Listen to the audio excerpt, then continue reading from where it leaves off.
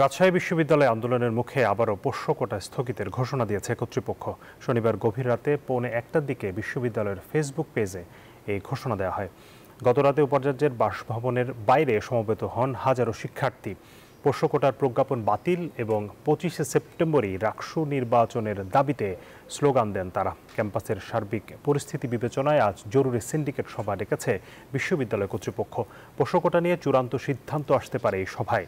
এদিকে উপাচার্য এবং প্রক্টরের লাঞ্ছিত করার অভিযোগ এনে জড়িতদের শাস্তির দাবিতে শিক্ষক কর্মকর্তা কর্মচারীদের একটি অংশ আজ পূর্ণদিবস কর্মবিরতির ডাক দিয়েছে তারা, যারা ক্যাম্পাসে পোষ্য কোটার সমর্থক হিসেবে পরিচিত।